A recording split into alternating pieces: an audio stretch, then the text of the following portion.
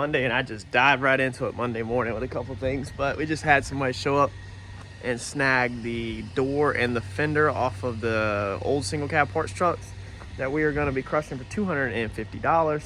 That starter on the race car this weekend, $215. So we just paid for the starter. Kind of cool how that works. So we are... two things we're about to bang out. We're trying to bang out this week. Some really interesting stuff on all of these F-150s. We're gonna frame swap that. That's gonna be coming up. Complete frame change on all of that. Bed, axle, cab corner on this one. And then we're banging out this little boat motor cover. So this is race car money, $200. Sand it down 80 grit. Blast it with your primer, 2K primer over top of your 80 grit.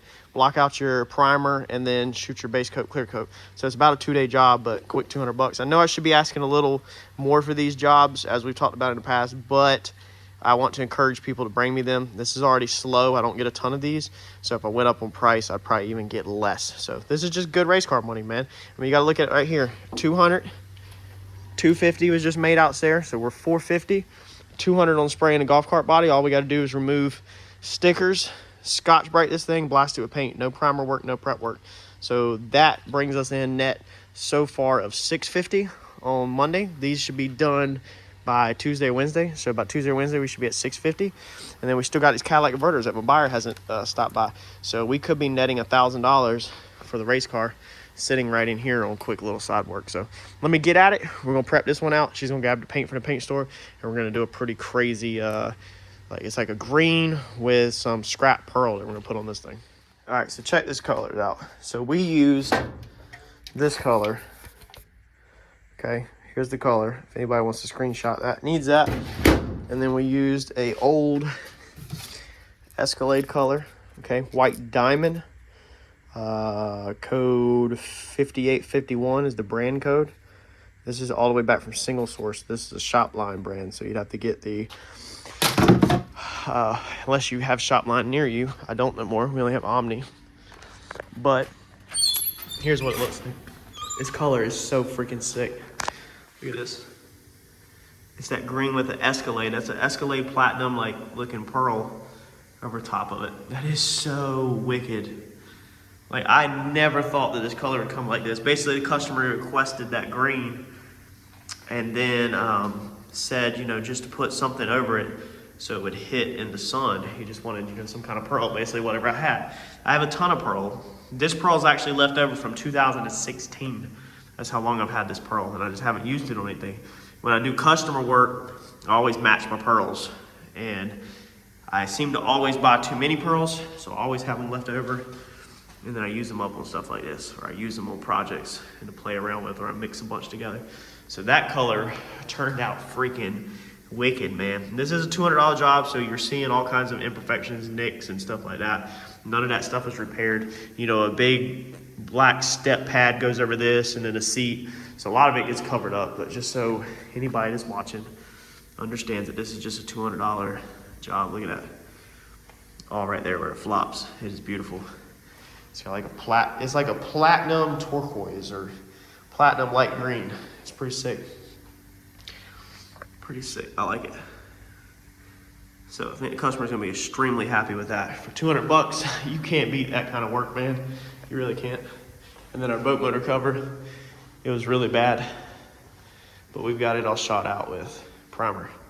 So we'll block this thing out tomorrow, and then it's just going back a factory color.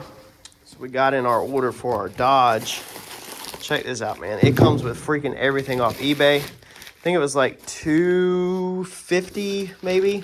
So you got all the tie rod bars, you got all the inner outer tie rods, you got the adjustment sleeves, all brand new bolts. I mean, everything you need. Look, there's the list actually. Everything you need to rebuild the front end of that Dodge, like all the steering stuff basically. And I did this because this was the cheapest option. So this is not like, oh man, that's nice that you're doing that. This was the cheapest option because all the pieces I have out front, they come out of this truck are just rusted. I mean, you could have used some, but I don't know if they're bent, and then you install them and then freaking they're bent and it goes alignment. And we know these trucks have the death wobble. So we're talking about that Cummins right outside there. I'm about to put this front end in it and send this thing off to my mechanic. to get it to run, but we have to have a front end in it for him to be able to steer it, obviously. So all of that, and then we also have the steering damper for it too. So let's see if we can throw all these in this afternoon and throw a spare tire on it and text my mechanic and say, come get this thing. Well, we got her back on the wheel. Oh, and I think we need really probably put some more air in that other tire. The front driver. So we got all of our new bars underneath there. They're all just barely tight. Missing the stupid, somebody took the pinion nut off of it, so it's gone. That wheel's like kicked out. So we need some adjustment, but this thing's just going on a rollback and going to my mechanic's shop. Hopefully get it running. Head to the house for this afternoon.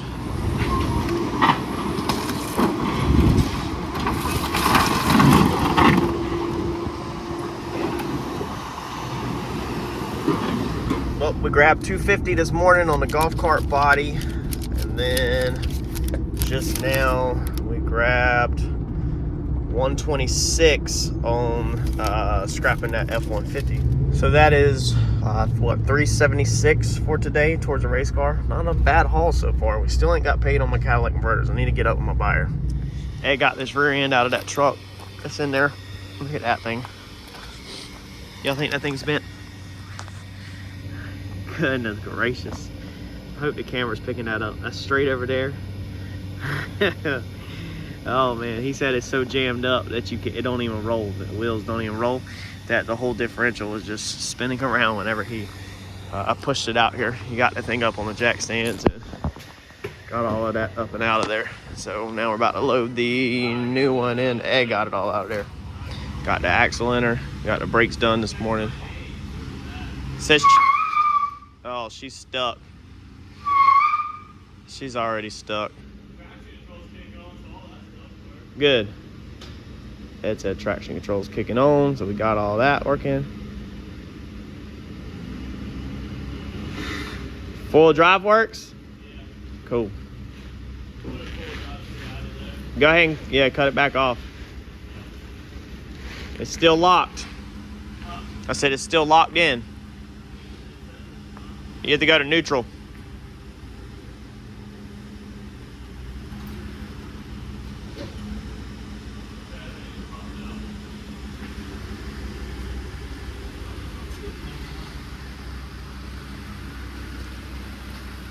They're gonna take her on her maiden journey. Make sure she shifts fine. That's the crazy thing with doing these salvages is sometimes you have to do half the repair before if you even know you have a good transmission. Like you can't drive it when you get them in, so you literally have to repair some of it. Ed's got the big safe 3 lug nuts on each side of the rear wheels because they have to come back off, so it saves us 10 seconds and 5 seconds to not put all 6 on. So he's gonna go see if she shifts, if she drives fine, and if she does, then we'll move on to bed swap, door swap, and repairing cab corners. All right, so we got this guy up here on the frame rack. This is the cab that we're going to be pulling off. So we've got to kind of get this front end untangled so we can start undoing stuff in preparation to get this cab to go up in the air. So we're gonna use the frame rack and we are gonna pull this bumper, rip all this stuff off basically, get it to where we can unbolt it so that we can get to our grills. We want to unbolt all that header panel and everything like that, and do an inspection, look and see how much damage we have to these front supports, because we're gonna have to use that basically. I don't know if we're gonna have to also make a cut and swap all this over or not. She is pretty freaking gnarly. Being tore up. So, man, I don't even see where the freaking that bar is. Oh, that bar's up there. Okay, so let's get all this ripped apart. That one. I'm gonna go ahead and send that one off to alignment because it needs an alignment put on it. So we'll go ahead and send that one off to alignment and just get it out of our way. And now we can just dance with these two monsters. This is the one, remember, with the bent frame. That's the frame we're using. It has been a long afternoon. We are about to see if we've got this cab disconnected. Oh, Ed, I am gonna have an ABS wire over here, so we're gonna need a little flathead screwdriver to get the red safety pin out. about to see how much we miss. Me and Ed are not cab pullers. This is our first popping our cab pulling cherry.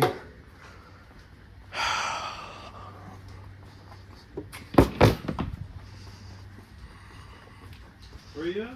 This one? It should be 2. Yeah, it should be that one. Yeah, that little one right there, and that one right there needs to come undone. Let's see here. I think all of that's good. Oh, ABS wire. All right, let us go over this and see what all we missed, and we'll get this thing up.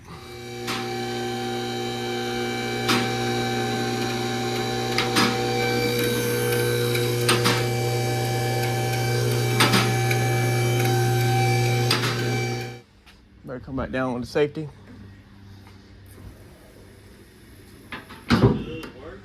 Yeah, safety works. There we go. Ed, check that out. I'm glad you got a smile on your face now, because you ain't had one all day. There we go. Got her all off. So now tomorrow we're gonna get this 5.0 out of here. Get this wiring harness out of here. Drive shaft, exhaust, get all that out of here. Get ready to sit our 6.2 down in this frame.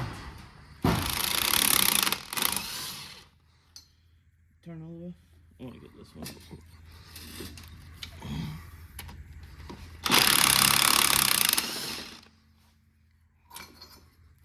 So we're in the process of getting this thing out. Got the exhaust unhooked. It looks like this thing's gonna come out one unit. I don't really pull motors.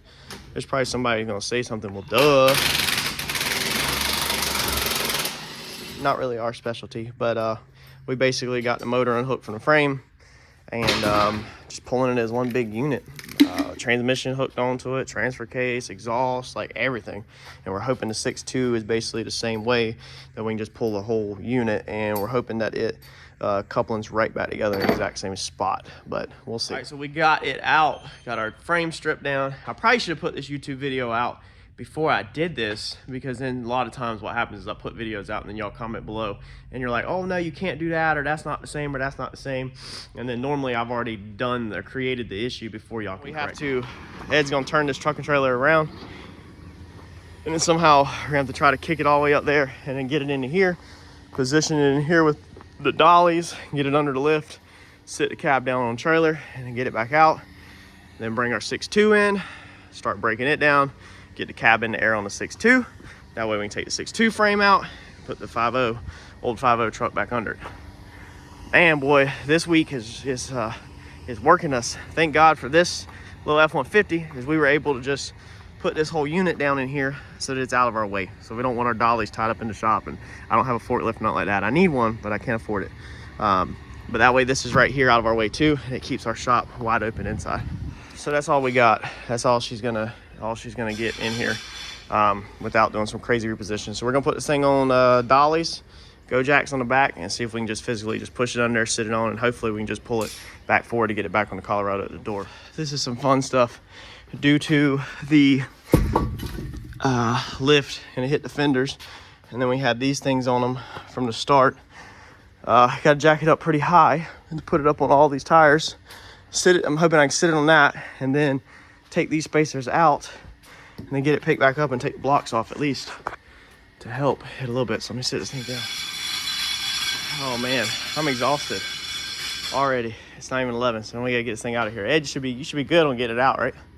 Yeah. Pull her out, pull her out, pull her out. Yeah, just make sure you don't hit nothing. Make sure you don't tear the crap out of nothing. Had to take the go jacks off of her. Whew. Man, y'all, I'm tired.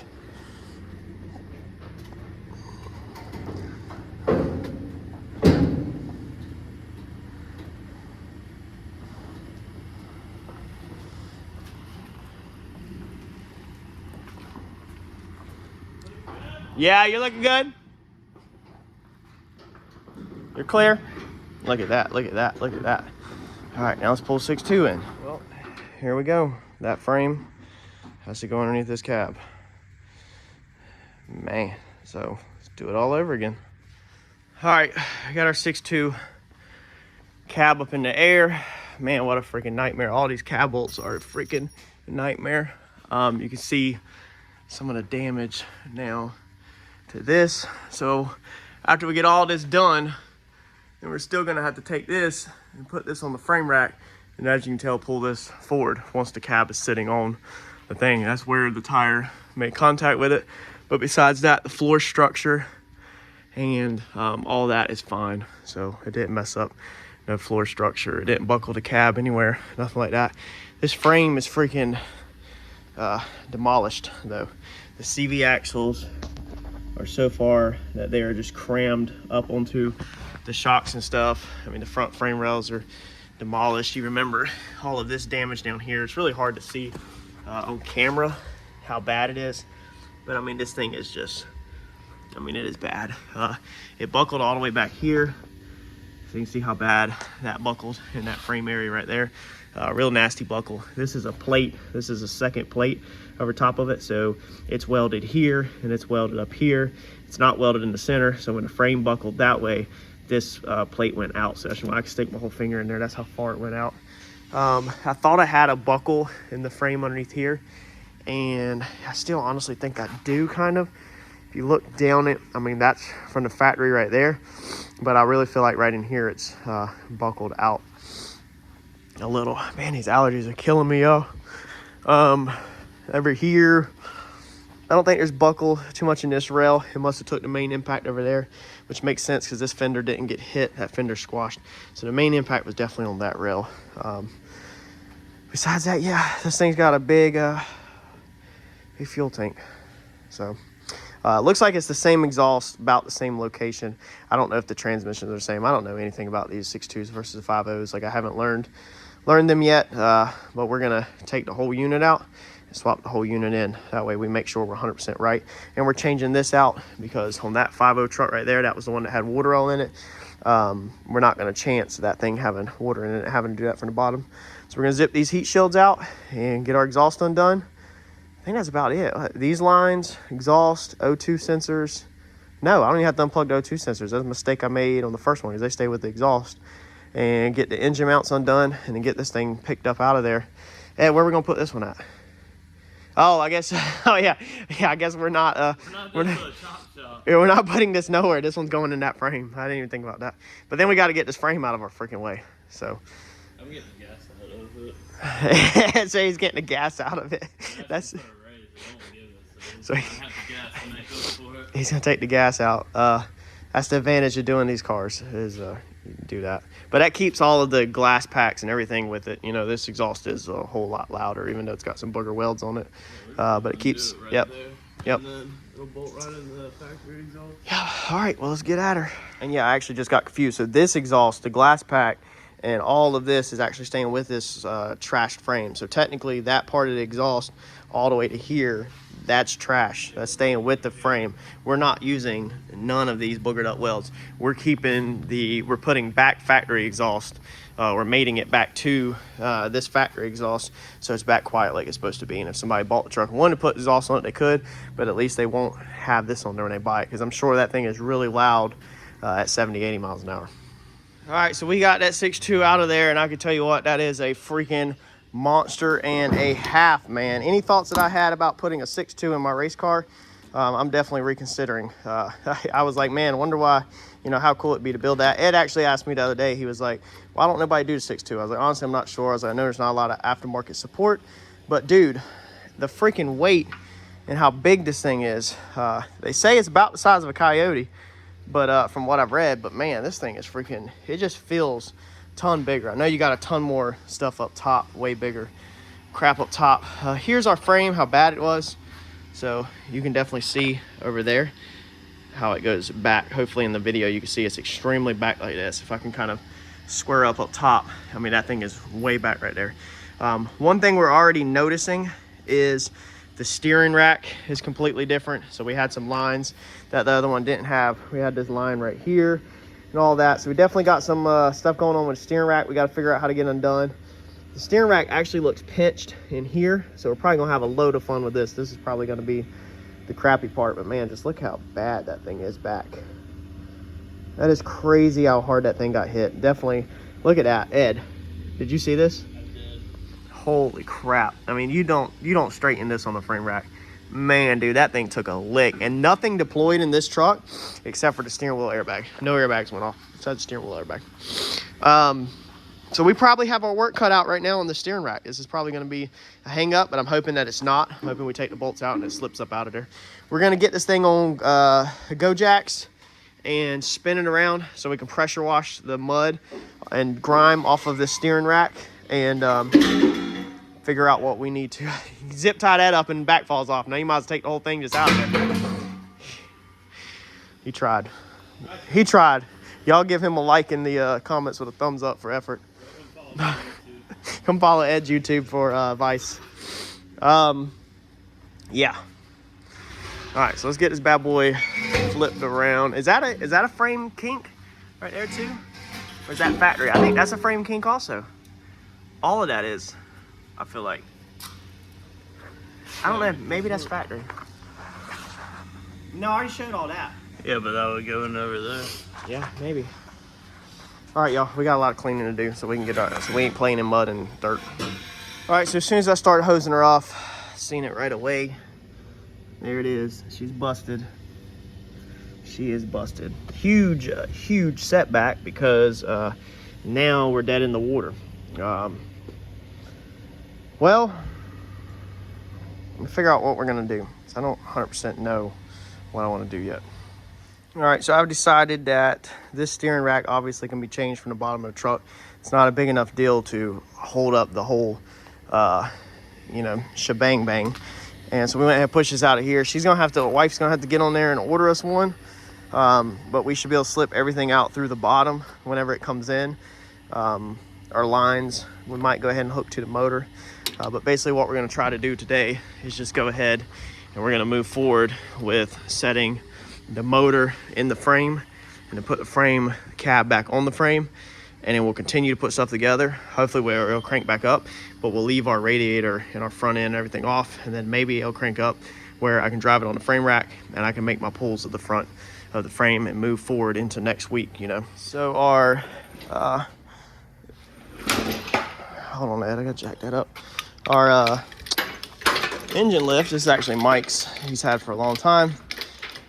Need to do some service on it because it is leaking like crazy and it did not have the strength to pick this thing up much too high. I don't know if it's probably low in fluid, but it looks like if I'm going to continue using this, I'm going to have to do some maintenance on it. Well, I need to find me one, really. I need to get me one, but we got it in there. We took the wheels off. We also helped it up with a red jack to get it up. Took our wheels off to get our frame lower. We got her in there. So now we just got to button everything all back up. Whoa, buddy, y'all, man, we got her back in place. So we got the motor, we got the front wheels put back on it, this one, because it gets the 35s. So we went ahead and put them on it. We got everything in place. So we're about to try to sit this bad boy down. It sucks that I can't go ahead and clean all this mud off, but it's over here in Mike's bay. I don't think he would appreciate us dragging a pressure washer in here and ballasting a bunch of water in his bay. We'll sit it down and then we'll get this thing pushed outside and again and pressure wash the front. Man, this thing has been a thing and a half, but overall me and Ed are having fun. Like, it's been an excellent change of pace. It is extremely dirty. I've already washed my hands like 5 times a day. Extremely dirty and heavy work, heavier than we're used to. We're used to just little cars, and it's definitely a change of pace to say the least.